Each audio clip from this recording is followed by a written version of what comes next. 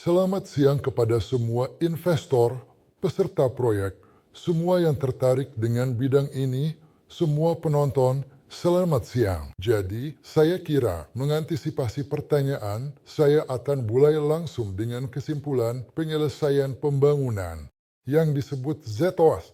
Ya, yang kami berusaha dapatkan sebelum akhir tahun, tetapi tidak berhasil karena alasan yang objektif. Oleh karena itu, setelah tahun baru kami harus bekerja keras di bidang ini. Hingga hari ini, catatan yang ada di Mosbostroinadzor MGS10 telah diselesaikan. Jadi, yang utama sekarang yang kami butuhkan adalah yang disebut keputusan arsitektur dan perencanaan kota, model poligon tinggi, model 3D. Kami telah mencoba sebelum tahun baru. Ada beberapa upaya. Kemudian yang lain, tugas ini sangat spesifik, menarik, tetapi yang paling penting adalah sebagian besar pekerjaan telah dilakukan di bidang ini. Sekarang pekerjaan sedang dilakukan untuk memeriksa model dan kami langsung membuat model dan pemeriksaannya. Bisa dibilang, sekarang prosedur ini sedang berlangsung dan setelah pemeriksaan, model tersebut bisa diunggah. Bisa dikatakan kita harus mengakui prosedur ini tidak cepat, karena pemeriksaannya memakan waktu 20 hari, sekitar 20 hari. Jika kamu membuat kesalahan, 20 hari dihitung, kamu punya waktu memperbaiki, lalu diunggah lagi 20 hari. Sekarang sudah Januari, Februari, sudah Maret. Mereka meminta kami, Departemen Teknopolis, ayo cepat beroperasi. Dapatkan izin untuk mulai beroperasi. Ya, kami juga tertarik, mungkin lebih dari siapapun, agar peristiwa ini terjadi secepat mungkin. Tapi tidak semuanya ada di tangan kami dan tidak semuanya tergantung pada kami. Oleh karena itu, saya bisa menyatakan bahwa semua pekerjaan ini dengan pengurusan dokumen memiliki sisi positif juga, karena kami telah melakukan banyak pekerjaan dalam memeriksa dokumentasi. Pekerjaan yang sangat besar telah dilakukan. Kami menemukan dan mengidentifikasi beberapa ketidakakurapan yang ada. Ini nantinya akan memungkinkan kami menghemat dana, jadi waktu tidak terbuang sia-sia. Selain itu, kompetensi karyawan meningkat. Kami sekarang sepenuhnya menyadari dan memahami ke arah mana pintu mana yang terbuka. Kami juga telah mempelajari beberapa nuansa proses ini dan mempelajarinya dengan baik. Namun, pada saat yang sama, pekerjaan kami untuk mengoperasikan peralatan, menghubungkannya, mengatur, dan menyesuaikannya tidak pernah berhenti sedetik pun. Karena di sana juga prosesnya sangat menarik, kadang-kadang kekurangan peredam karet kecil, kadang-kadang tidak ada pemencang, perlu memasang catatan. Semua ini memakan waktu, semua ini membutuhkan usaha, kadang satu hal, kadang hal lain, kadang hal ketiga, kami menyelesaikan masalah. Dan yang paling penting, yang ingin saya tekankan, selama pelaksanaan bagian utama proyek, kami berhasil dengan sangat baik menyelesaikan 3 pengembangan yang sekarang kami masukkan ke dalam produksi dengan sukses. Dan berhasil. Masukkan produksi itu berarti perlu membeli peralatan tambahan yang bukan untuk penggunaan umum, tetapi peralatan khusus yang sangat produktif.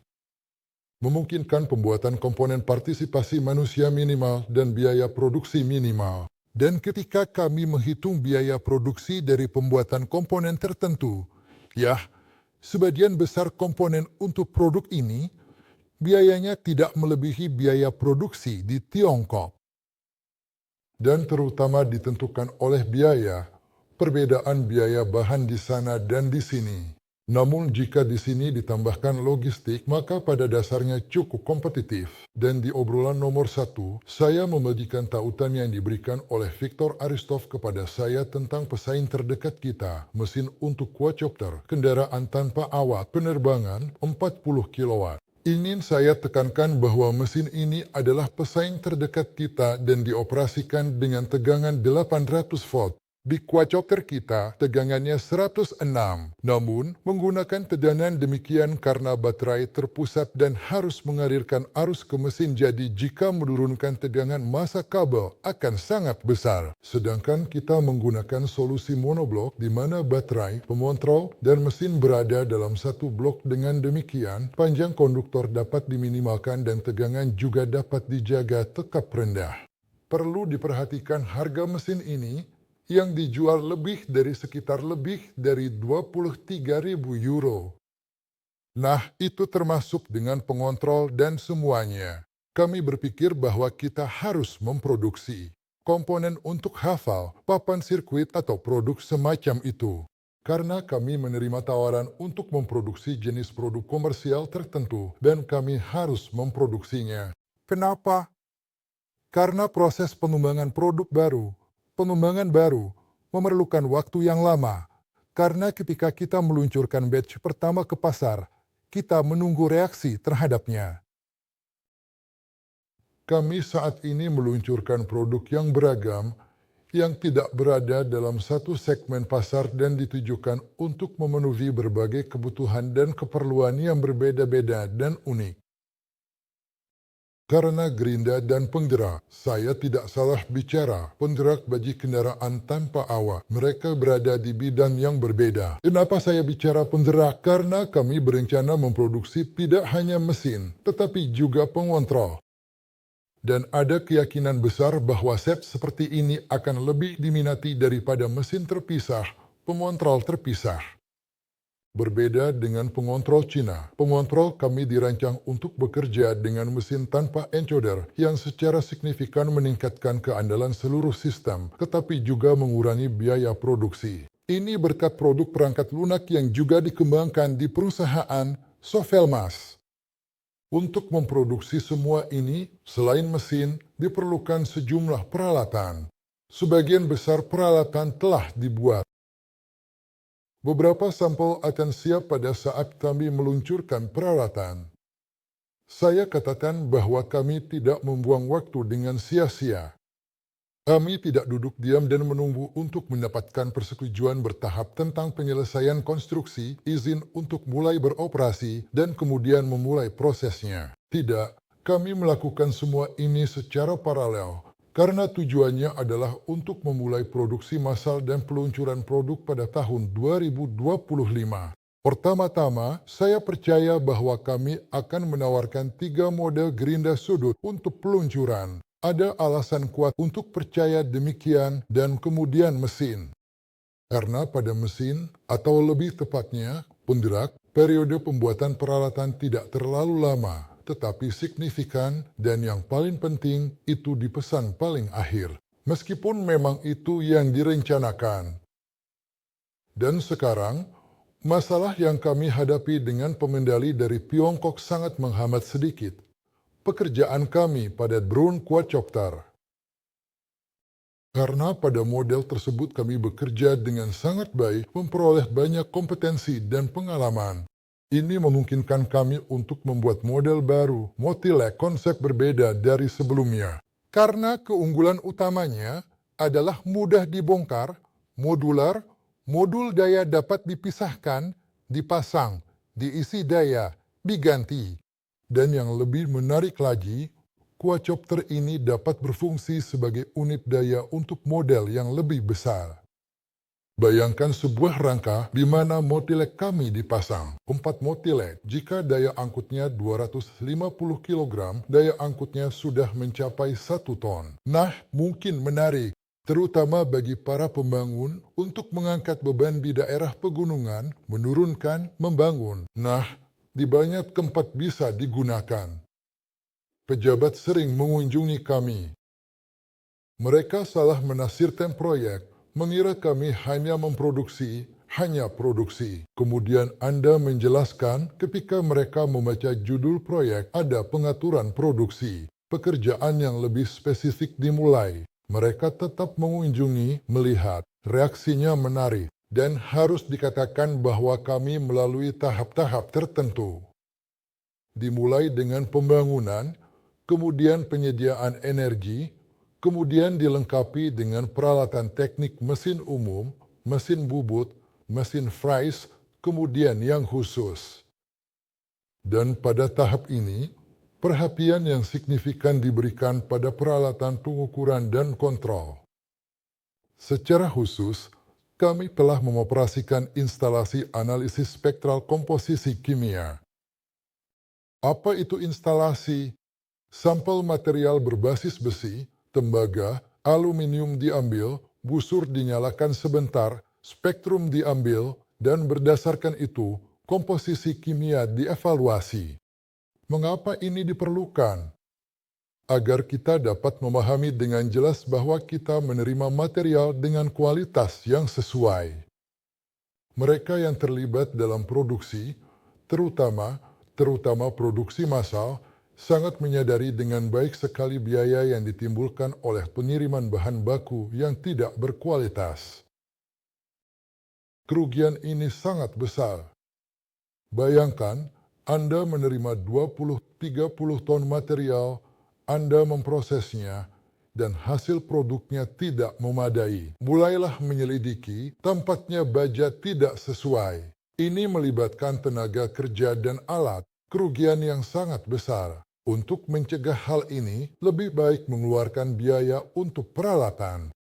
Selain peralatan ini, ada juga berbagai peralatan lainnya. Oleh karena itu, dibentuklah kontrol masuk dan kontrol keluar, khususnya agar kami benar-benar yakin dengan produk kami, terutama dalam bidang elektronik.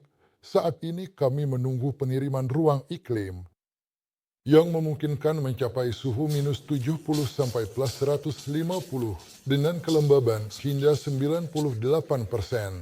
Ini hanya satu ruang, tetapi kami dapat memeriksa elektronik secara menyeluruh. Selain itu, sekarang ada meja getar dan ruang lapangan. Sudah siap, telah melewati semua pengujian ini lalu ke dalam debu. Dan dalam debu ini, kinerjanya diuji. Selain itu, komposisi debu dapat diubah sesuai produk, mengandung debu konduktif, bukan hanya pasir biasa. Ini akan memungkinkan untuk secara signifikan meningkatkan indikator dan menghindari kesalahan apapun dalam produk, sehingga dapat disajikan dengan kualitas yang sepenuhnya memenuhi permintaan konsumen kami, dengan lebih baik dan efisien.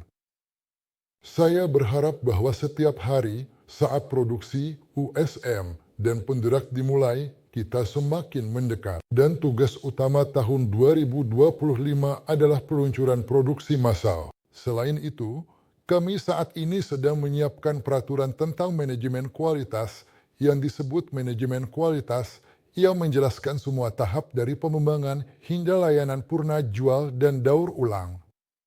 Menunjukkan siapa, apa, tanggung jawab, tahap, dan kebutuhan.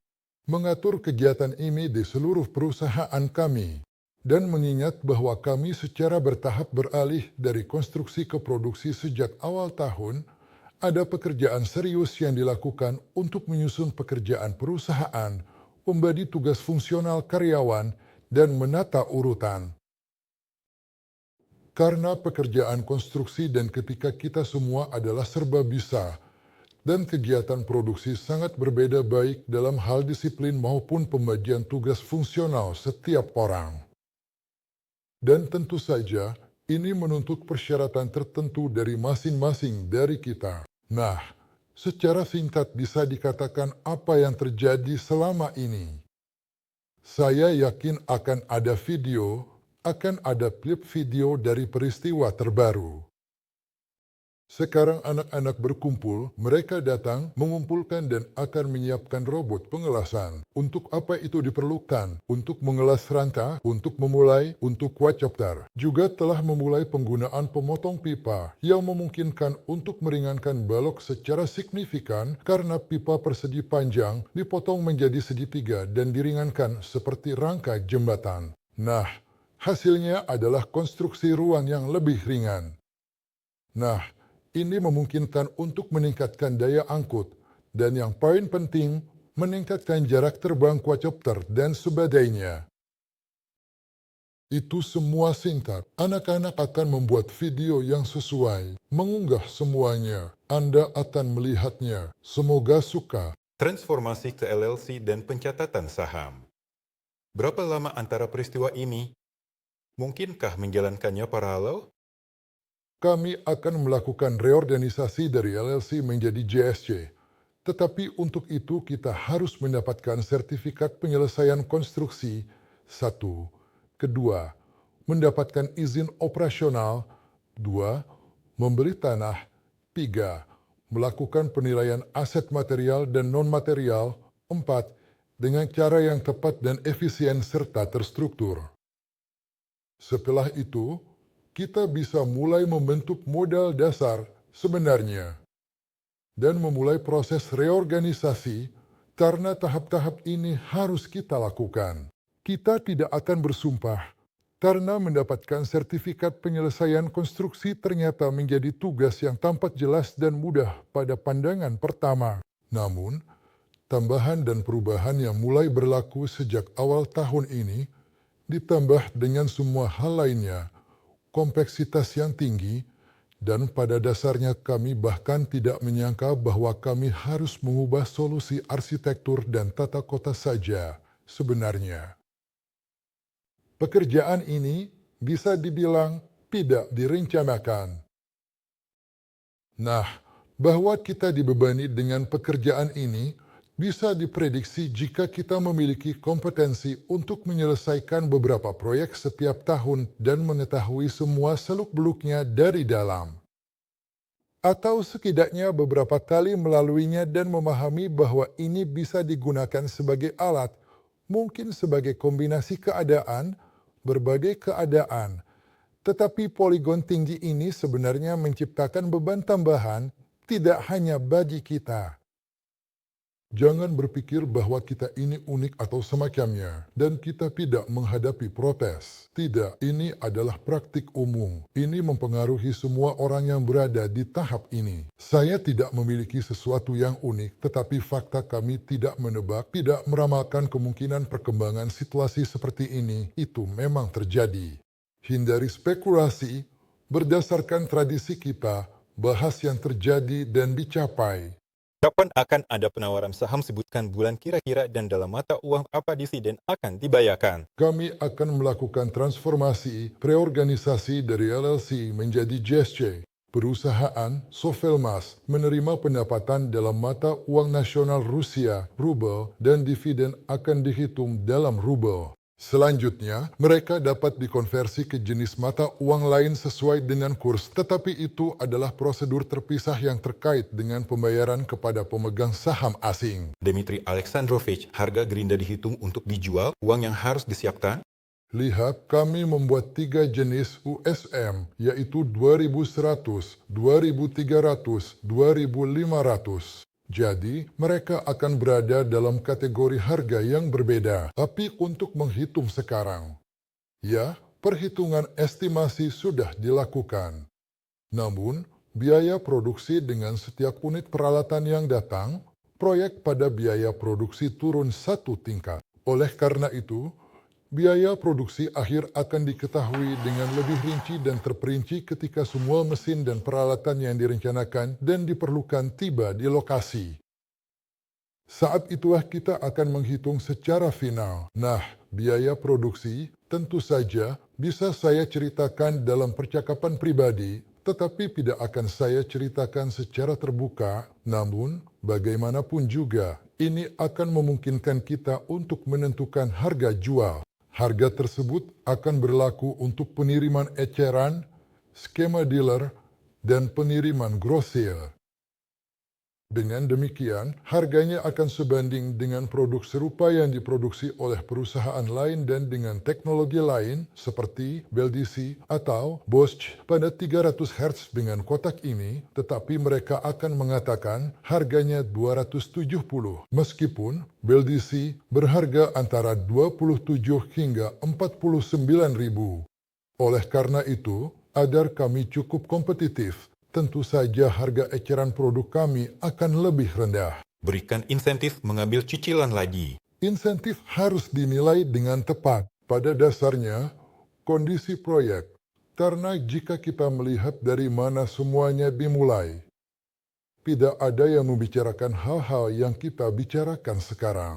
Sebenarnya, karena proyek ini sudah lama melampaui semua yang awalnya dibicarakan dan sekarang sudah mencapai status sebagai perusahaan industri yang serius. Bahkan, dalam hal tingkat otomatisasi proses produksi dan tingkat teknologi, tidak kalah dengan perusahaan-perusahaan Eropa, Asia, maupun Tiongkok saja, dan karena proses-proses yang diterapkan di sini sekarang sangat produktif. Dan inilah salah satu angka yang disebutkan. Kami membahasnya dengan karyawan. Mesin cetak kami bekerja setiap 6 detik keluar stator, rotor. Rotor kami pasang pada mesin pengecoran menuangkan ke dalam sangka beberapa sekaligus 600 per jam, 8 jam 4.800 unit. Kami bayar 2 rubel 9.000 per hari, kalikan 20, 180.000, 20 pekerja 180.000, itu gaji. Lalu apa yang dilakukan orang? Memasang pita, mengisi, menyalakan, pergi ke mesin pengecoran, mengisi untuk melayani. Melakukan 2 proses teknis. 2 rubel termasuk pajak, 4 rubel masa layanan adalah gaji. Jika kita melihat biaya produk dan gaji tidak berarti. Namun, dia bisa menempatkan paket siap pakai pada mesin yang memasang isolasi soft. Bisa hasilkan uang. Saya mengerti bahwa ketika proses pembuatan produk yang akan dijual dan dalam jumlah besar dengan syarat yang dapat diterima, gaji juga akan layak. Bayangkan jika kita memotong ini. Pertama, kita mendapatkan sedikit dan gaji untuk setiap unit produk berbeda. Oleh karena itu, Anda harus memasang peralatan modern yang berdaya tinggi atau Anda tidak akan kompetitif. Itu saja. Tidak ada alternatif lain. Dan tidak ada pilihan lain. Dan seberapa banyak pun kita berbicara tentang memulai di garasi, Anda tidak akan membuat produk yang kompetitif dan menguntungkan. Anda tidak bisa membuatnya atau harganya seperti sayap pesawat. Apakah ada calon pelanggan dari luar negeri? Ada. Dan yang pertama adalah pelanggan untuk penggerak kendaraan tanpa awak. Dan juga ada untuk penggiling sudut. Apakah ada rencana memproduksi kontrol motor industri umum? Untuk motor industri umum hanya dengan teknologi kami tanpa encoder. Ya, karena pengendali kami tanpa encoder. Dan tanpa encoder, lihatlah jika Anda melihat BLDC, semuanya terbuka. Mereka tidak dirancang untuk pemakaian lama karena terbuka, debu, kotoran, cepat rusak. Encoder bukan sepenuhnya dapat diandalkan. Dan semua arah berkaitan dengan penerbangan tanpa awak hanya mainan. Saya belum pernah melihat perangkat serius dengan karakteristik operasional yang serius. Multicopter, karena kekuatan mesin terpisah tidak cukup untuk membuatnya, jadi mereka memasang banyak mesin. Karena ini adalah sistem terbuka, jika tidak akan panas. Ini menunjukkan bahwa ada masalah serius. Debu ferromagnetik. Kami juga memiliki sistem yang sebagian terbuka, tetapi di sana akan ada jaring dengan ukuran sel yang lebih kecil dari celah udara kerja. Agar jika debu masuk ke dalam mesin, itu tidak menyebabkan stopper macet. Bisakah Anda menjelaskan? Model poligonal sudah diunggah untuk pemeriksaan 20 hari kalender atau kerja. Sudah diunggah pemeriksaan eksternal untuk mencari kesalahan DLL. Dan hanya setelah pemeriksaan selesai, itu diunggah. Oleh karena itu, satu model sudah selesai. Kami membuat 2. Satu model sudah lulus pemeriksaan, lainnya sudah siap. Saat ini sedang diputuskan penyerahannya kepada kami. Dalam 1 atau 2 hari akan diputuskan dan kemudian akan diunggah. Nah, saat ini kami sedang meninjau beberapa aspek tertentu yang terkait dengan bangunan itu sendiri, dengan area, semua yang berhubungan dengan geodesi bangunan itu. Kami telah melakukan pemeriksaan dan sekarang ini akan melalui peninjauan. Kami sudah menghitung hari kapan ini akan selesai. Kami mengunggahnya, namun waktu terus berjalan. Oleh karena itu, saat ditunggu-tunggu semakin dekat setiap harinya.